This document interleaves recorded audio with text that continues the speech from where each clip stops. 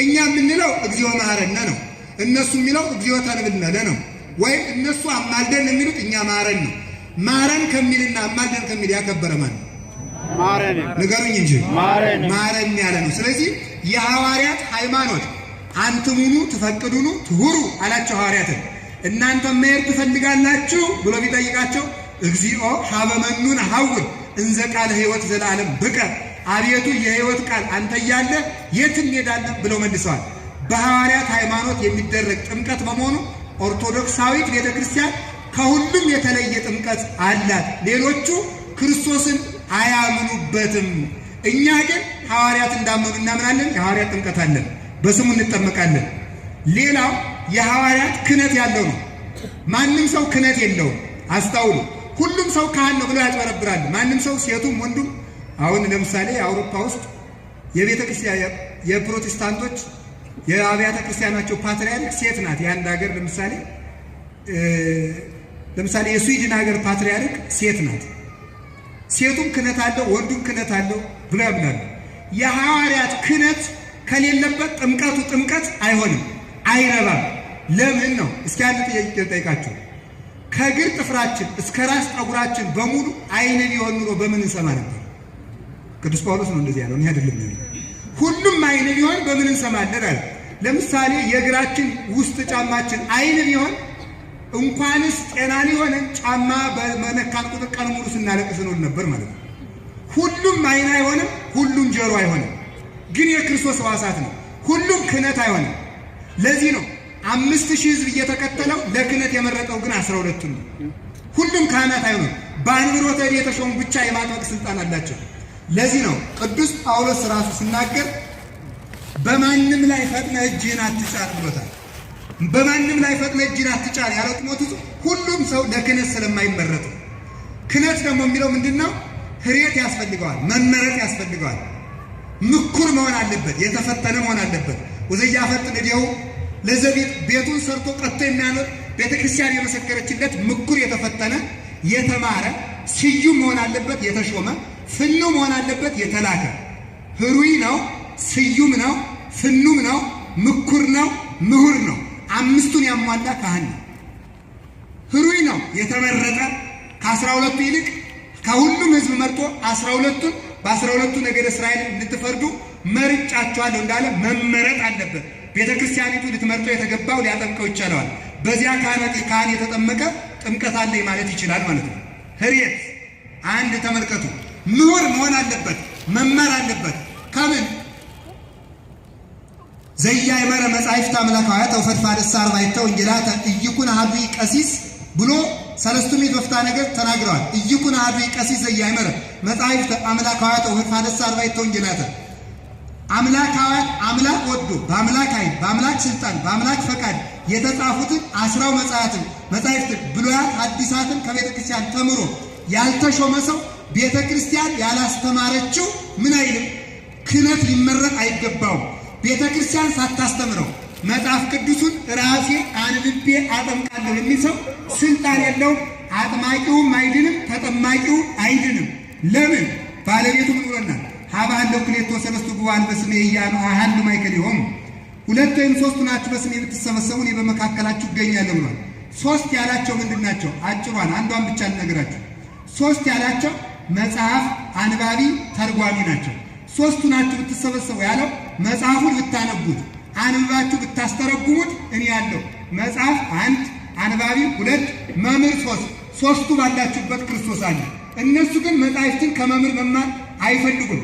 ሐዋርያት እንኳን ከክርስቶስ 3 ዓመት መማር ካስፈለጋቸው አንድ ቀን ዝም ብሎ ሄዶ አስተምሩ ብሎ መስደድ አልሰደዳቸውም። 3 ዓመት እንኳንስ ከሰው ከክርስቶስ እንኳን 3 ዓመት ተምረዋል። ሐዋርያት ከክርስቶስ 3 ዓመት ከተማሩ ወር እንኳን ከመምህራን እግር ስር ሳያስተውል ሳይቀመጥ ጌታ ተገልጦልኛል ብሎ የሚያጠምቅ ሁሉ ምሁር ያልሆነ ያልተማረ፣ ምሁር ማለት ያልተማረ ሰው ቤተ ክርስቲያን ያላስተማረችው አስተምራም ያልመረጠችው ካህን መሆን አይችልም።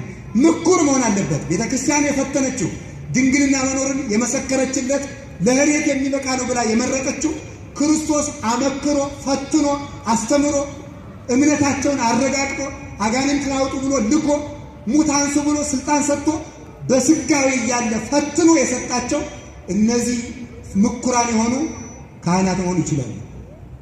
ፍንዋን መሆን አለባቸው። አሁን እስኪ ተመልከቷቸው። አሁን በየቴሌቪዥን ጣቢያው ያሉት ፈውስ የሚሰጡት እናጠምቃለን የሚሉት ማን የላካቸው ናቸው ቢባል ራሳቸውን የላኩ ነው። በትንቢተ ኤርምያስ ምዕራፍ 23 ላይ ራሳቸውን ለሚያሰማሩ እረኞች ወዮላቸው ተብሎ ተነግሯል። ትንቢተ ሕዝቅኤል ምዕራፍ 33 ላይም አለ ራሳቸውን ለሚያሰማሩ እረኞች ወዮላቸው። ውባይቱ እፌኑ ለክሙ ኖሎተ ዘከመ ልቤ፣ ራሳቸውን የሚያሰማሩትን እረኞች ተዋቸውና እንደ ልቤ የሆኑ እረኞችን እልክላቸዋለሁ ብሏል። ትንቢተ ኤርምያስ ምዕራፍ 3 ላይም አለ፣ ምዕራፍ 5 ላይም አለ። እንደ ልቤ የሆኑ እረኞች የልባቸውን ፈቃድ ሀብትን ለማከማቸት ገንዘብን ለመዝረፍ ድርጅት ለመክፈት ራሳቸውን ያሰማሩ ሳይሆን ለክርስቶስ ፈቃድ እንደ ፈቃዱ የተጠሩ እነዚህ እረኛ መሆን ይችላሉ። ስለዚህ ቤተ ክርስቲያን የመረጠቻቸው ፍነዋን የለከቻቸው ፍነው ከመሆናቸው በፊት ስዩማን። እስኪ ስዩማን በሉ። ጌታችን መድኃኒታችን ኢየሱስ ክርስቶስ ንስኡ መንፈሰ ቅዱሰ ተመልከቱ ለላ ሀደግሙ ኃጢአተ ይታደግ ሎሙ ወለለ ሀደግሙ ኃጢአተ ይታደግ ሎሙ። እናንተ ኃጢአቱን ይቅር ያላችሁለት ኃጢአቱ ይቅር ይባለታል፣ ይቅር ያላላችሁለት ኃጢአቱ ይቅር አይባለትም ብሎ ዮሐንስ 20 ላይ እፍ እንዳደረጉት ዛሬም ሊቃነ ጳጳሳት ቅስና ሲሰጡ፣ ለምሳሌ ለኔ ቅስና ሲሰጡኝ ብፁዕ ሊቀ ጳጳሳችን ሲሰጡኝ ለምሳሌ ምን ብለው ነው? በራሴ ላይ እፍ ብለው አፎየ ከሰጥኩ ነፍሴ ያላይኩስ መትዛዘስ አቀርኩ ብለው ሃይማኖቴን አስመስክረው ከዚያ በኋላ እፍ ብለው ንሳ መንፈሰ ቅዱስ ብለው ነው ስልጣን የሚሰጠው። ክርስቶስ ለሐዋርያት ንስኡ መንፈሰ ቅዱስ ብሎ እንደሰጣቸው ዛሬም ሊቃነ ጳጳሳት ንስኡ መንፈሰ ቅዱስ ብለው የሚሾማቸው ስዩማን፣ ፍነዋን፣ ምኩራን፣ ምሁራን፣ ህሩያን የሆኑት እነዚህ ያጠመቁት ጥምቀት ይረዳል። የሐዋርያት ክህነት ያጠመቀው ጥምቀት ይረባል። የሐዋርያት ሃይማኖት አላችሁ የላችሁ? የመጨረሻው ምንድነው? የሐዋርያት መስዋዕት ያጸናው ነው። እስኪ የሐዋርያት መስዋዕት በሉ። የሐዋርያት መስዋዕት ምንድነው? ቅዱስ ሥጋውና ምንድነው? ክቡር ደሙ ነው። እኔ ከሕይወት የወረደ እንጀራ ነኝ። አነ ውእቱ ኅብስተ ሕይወት ዘወረደም ሰማያት፣ ከሰማይ የወረደ ሕይወት እንጀራ እኔ ነኝ። አሁን ተመልከቱ። ሰውን አጠብ ነው፣ አነጻ ነው። በጥምቀት በማይገው ተጠውቆ ነጻ። አሁን ምን ይቀረዋል? መዝሙር 22 ላይ እንዲህ ይላል፣ እግዚአብሔር ይሄን ዋሉ ዛያጣኒ፣ እግዚአብሔር ይጠብቀኛል የሚያሳጣኝም የለም። ተመልከቱ፣ ጠበቀን። እሺ እንዳንክድ የዲያብሎስ ከመሆን ጠበቀን። ጠብቆስ ተመልከቱ፣ አቀበነ ወአቅረበነ ወአብጽሐነ እስከ ዛቲ ሰዓት። አቀበነ ካህኑ ቅዳሴ ገብቶ የሚለው ለዚህ ነው።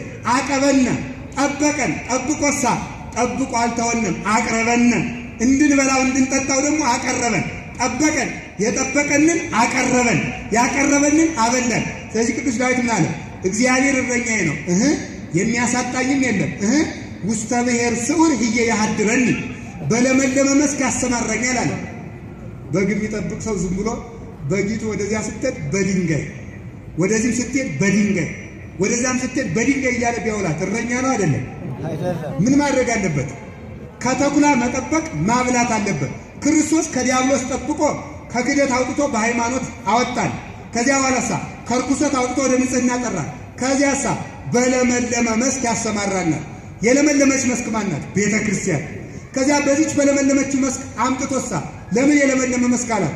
የነቢያት የትንቢታቸው አዝመራ፣ የሐዋርያት የስብከታቸው አዝመራ፣ የመነኮሳት የምንኩስናቸው መዓዛ፣ የሰማዕታት የደማቸው መዓዛ፣ የመላእክት የማኅሌታቸው መዓዛ፣ የመምህራን የትርጓሜያቸው መዓዛ፣ የካህናት የክህነታቸው መዓዛ፣ የምእመናን የሱታፊያቸው መዓዛ አለባትና የለመለመች መስክ አላት። አምጥቶስ ነው። አምጥቶስ ተመልከቱ። ውሃ በማይረፍ ሐፀነኒ፣ በረፍት ውሃ አሳደገኝ ያለው ጥምቀትን ነው። በለመለመ መስክ አሰማራኝ። በቤተ ክርስቲያን በለመለመ መስክ አሰማራኝ ያለው። ከዚያ በረፍት ውሃ አሳደገኝ። በየሜዳው የሚደረግ ጥምቀት አይሆንም። በለመለመው መስክ ውስጥ የሚደረገው ጥምቀት ግን ጥምቀት ይሆናል። በየአዳራሹ በየጉድጓዳው። የሚገርማችሁ ሊቃነ ጳጳሳት ራሱ ጳጳሱ ወይም ፓትርያርኩ ራሱ ፓትርያርክ ነኝ ብለው ከቤታቸው ቅዳሴ መቀደስ ማጥመቅና ማቁረብ አይችሉም። ፍትሐ ነገሥት ይከለክላቸዋል። ጳጳሳት እንኳን አይችሉም። በለመለመው መስክ ውስጥ ያልተፈጸመ ጥምቀት አይደለም። በረፍት ውሃ አሳደገኝ። ከዚያሳ ነው ተመልከቱ። ወአጽሐድከ በቅብርሴ፣ የረፍት ውሃ ማን ነው? ጥምቀት የሚያሳርፍ ማን ነው? ክርስቶስ ነው። የሚያሳርፍ ማለት እሳት ውስጥ ሆነን ረፍት እንዲሰማን ተመልከቱ። ሐዋርያት በወጡ ዘይትከሱ እስመ ተከፈሎሙ ጸጋ መንፈስ ቅዱስ ሐዋርያት ሲገረፉ ቆይተው ሲወጡ ከራሜ ወይን እንደጠጡ ደስ እንዲያላቸው እንዲወጡ ያደረጋቸው የረፍት ውሃ ጥምቀት ነው። ከዚያ በኋላ ተመልከቱ ሰው ምቾትን፣ እረፍትን፣ አክሊልን፣ ዘውድን፣ ማሸነፍን፣ ኃይልን ከውጭ አይፈልግም። ከየት? ከውስጥ ያስፈልገዋል። በረፍቱ ውሃ ነጻ ነስቶ እስከዚያ በኋላ ተመልከቱ የሕይወት ውሃ ክርስቶስን መጠጣት አለበት። መጣ ዘጸማ ይምጻ ሀቤ ወይስተይ የተጠማ ቢኖር ወደ እኔ ይምጣ ይጠጣ። ከዚያስ በከመ ይቤ መጽሐፍ አፍላገማ ሕይወት ይውህዝም ከርሱ መጻሕፍት እንደተናገሩ የሕይወት ውሃ እኔ ከሆዱ ስፈልቅለት እኖራለሁ አለ። ከዚያ በኋላሳ ውሃ ጸሐሪከ በቅብ ርእስየ ተጠመቀ ነጻ። ከዚያ በኋላሳ ራሴን በዘይት ቀባኸኝ አለ። ዘይት የተባለው ልጅነት ነው። ዘይት የተባለው ልጅነት ነው። አላችሁ የላችሁ? ዘይት የተባለ ምንድን ነው? ልጅነት ነው። ዘይት የተባለ ልጅነት ነው። በዘይት ይቀባል። እንግዲህ ሰው እኛ ከመጠመቃችን በፊት ስርዓታችን ሃይማኖት ነው፣ ሃይማኖታችንም ስርዓት ነው። ለምን? እግዚአብሔር የስርዓት አምላክ ስለሆነ ነው። አብ ወደ ወልድነት፣ ወልድ ወደ አብነት፣ መንፈስ ቅዱስ ወደ አብ ወደ ወልድነት የማይቀየሩት እግዚአብሔር የስርዓት አምላክ ስለሆነ ነው። ጥምቀቱም ስርዓት ያለው ለዚያ ነው። ስንጠመቅ ካህኑ አስቀድሞ ከጥምቀት በፊት ቅባ ቅዱስ ይቀባናል። ቅባ ቅዱስ ቅዱስ ከቀባን በኋላ ያጠምቀናል። ካጠመቀን በኋላ ሜሮን ይቀባናል። አስቀድሞ ቅባ ቅዱስ ሲቀባን ተመልከቱ ንጉሥ ሊመጣ ሲል የተለቀለቀ የተጠረገ ቤት ይመስላል ይላል። ከዚያ በኋላ ደግሞ ተመልከቱ ሲያጠምቀው ይላል። ተመልከቱ ሲያጠምቀው ቅድም የተጠረገ ቤት ይመስላል ነው ይቅርታ። ሲያጠምቀው ደግሞ ሙሉ የተነጠፈ የተጎዘጎዘ ቤት ይመስላል ይላል። ሜሮን ሲቀባው ንጉሱ ከነሰራዊቱ መጥቶ የሰፈረበት ቤት ይመስላል።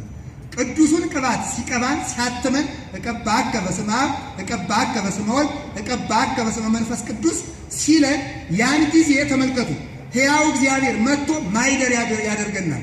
የዚያን ጊዜ እንደ ቅዱስ አግናጤዎስ ቴዎፎሮስ ወይም ለባሰያነ ክርስቶስ ማይደረ እግዚአብሔር መቅደሰ እግዚአብሔር ጸዋርያነ ክርስቶስ መሆን እንችላለን ነው። ከዚያ በኋላ እሳቱ ስንወረወር እናጠፋዋለን። ለምን? ሕያው እሳት ክርስቶስ ከኛ ስላለ። እዚያ አንበሳ ውስጥ ስንሄድ የሕይወት አንበሳ ክርስቶስ እዚያ ስላለ እንለጉማቸዋለን። ገደል ውስጥ ስንወረወር መልሰን እነሳለን። ለምን? ኃያሉ እግዚአብሔር ከኛ ጋር ስላለ። የክርስቶስ ማደሪያ ርሴ አንድ ነገር ልንገራችሁ። ራሴን በዘይት ቀባ። ቅባት የተቀባ ሰው መልኩ ያምርበታል። ውብ ማለት በዓለም ላይ ውቦች የሚባሉት ክርስቲያኖች ናቸው። እስኪ በዓለም ላይ ውቦች ክርስቲያኖች ናቸው በሉ። በዓለም ላይ ውቦች ክርስቲያኖች እነማን ናቸው? ክርስቲያኖች።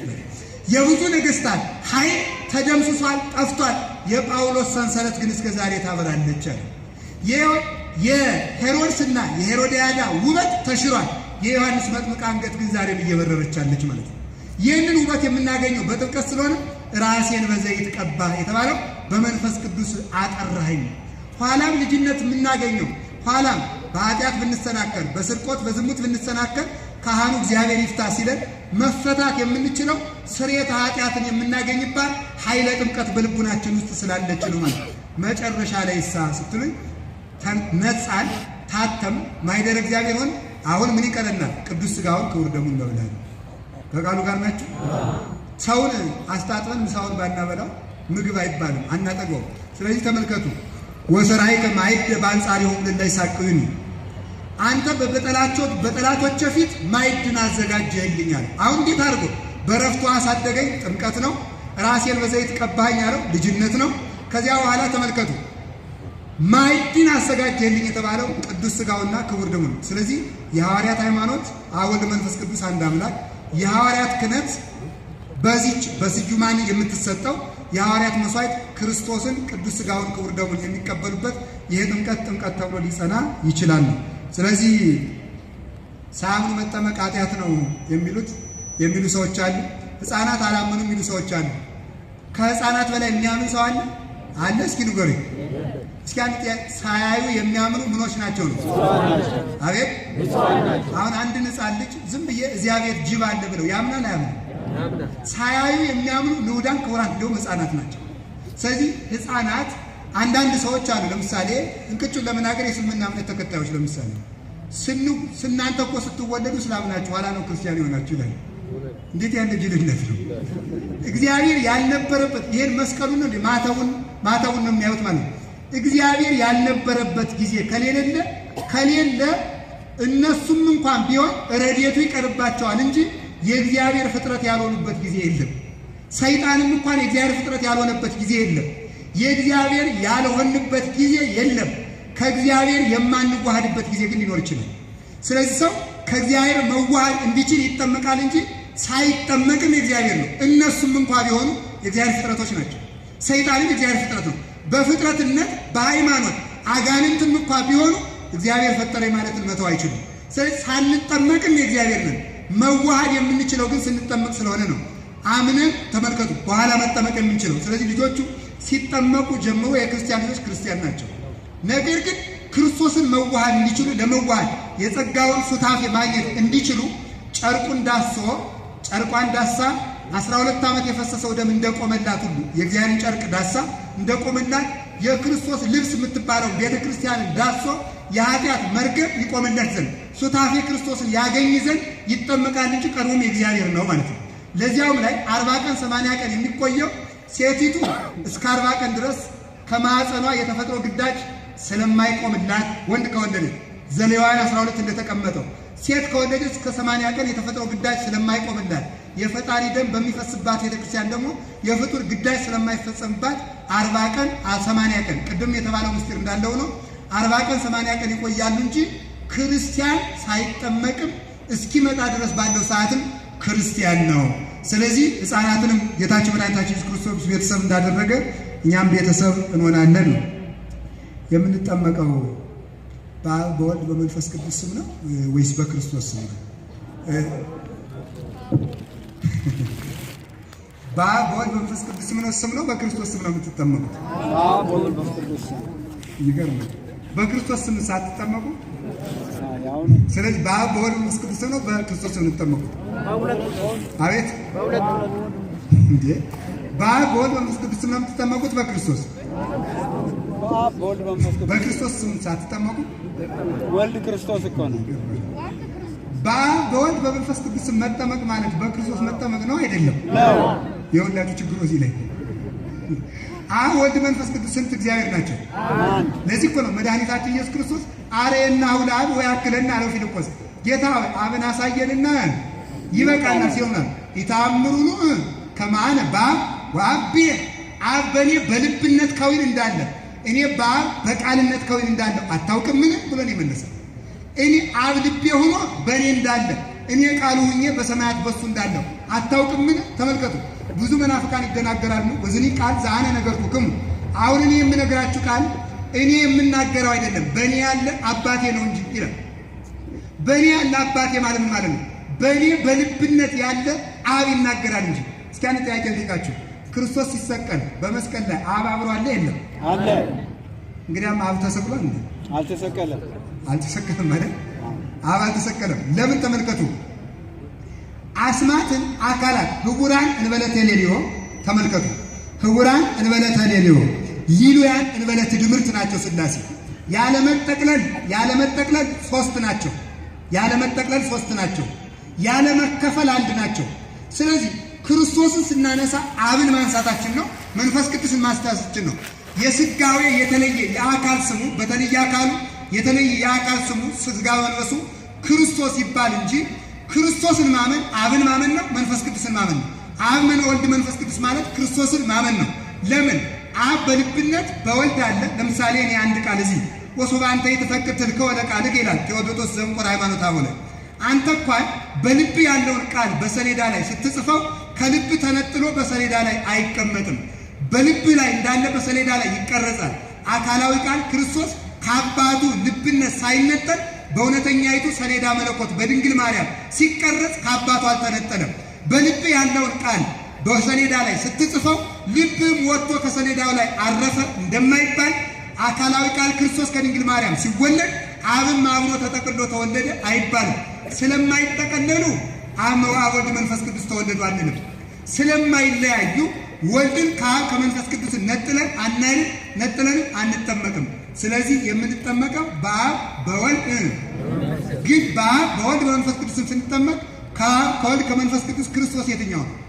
ወልድ በልጅ ስለዚህ በአብ በወልድ በመንፈስ ቅዱስ በማን ስም መጠመቅ ነው? በክርስቶስ ስም መጠመቅ ነው። ሐዋርያት በጊዜው ሲያስተምሩ በክርስቶስ ስም ተጠመቁ ነበር የሚሉት። በክርስቶስ ስም ተጠመቁ። ለምን በአብ በወልድ በመንፈስ ቅዱስ ስም ተጠመቁ አይሉም ከተባለ በዚያን ጊዜ ክርስቶስ ሎቱ ስብሐት ክርስቶስ አምላክ አይደለም ይሉ ነበር። ሰዎች አምላክ አይደለም ብለው ያምኑ ነበር። እንደዚህ ብለው ሲያምኑ ክርስቶስማ አምላክ ነው። ለምን? አምላክነቱን በሶስት ነገር ተረዱ። በድንግልና መወለድ የሚችል አምላክ ብቻ ነው። አንድ ሞትን አሸንፎ መነሳት የሚችል አምላክ ብቻ ነው። ሁለት ከሞተ በኋላ ሞቱ መንፈስ ቅዱስን መላክ የሚችል አምላክ ብቻ ነው። ሶስት ተመልከቱ። በድንግልና መወለድ፣ ሞትን አሸንፎ መነሳት፣ ከሞተ በኋላ መንፈስ ቅዱስን መላክ የአምላክ ስራ ብቻ ነው። ስለዚህ አምላክን በስሙ ካልተጠመቁ አምላክነቱን አያምኑም። ለምን? ማንኛውንም ስራ የምንሰራው በአምላክ ስም ነውና። በክርስቶስ በአምላክ በሱ ስም ከተጠመቅን ክርስቶስ አምላክ ነው ማለታችን ነው። ካልተጠመቅን ደግሞ በአምላክ ስም ስራ ስለምንሰራ የክርስቶስን አምላክነት መካዳችን ነው። ሐዋርያት የክርስቶስን ጌትነት የሚክዱ ሰዎች በዝተው ስለነበረ ጌትነቱን ሰዎች ያምኑ ዘንድ በክርስቶስ ስም ተጠመቁ ማለታቸው ነው እንጂ በክርስቶስ ስም ተጠመቁ ሲሉ በአብ በወልድ በመንፈስ ቅዱስ ስም ተጠመቁ ማለታችን ነው። ስለዚህ ውሉድ አበው አብ ዘበሰማያት አለንና በሰማይ አባታችን ውሉድ ዘበሰማያት ለሚባል የምንበቃበት ጥምቀት ይህ ስለሆነ በሐዋርያት ሃይማኖት፣ በሐዋርያት ክህነት፣ በሐዋርያት መስዋዕት ጸንተን የምንኖር ከሆነ ትክክለኛ ጥምቀት አለን። ይቆየን።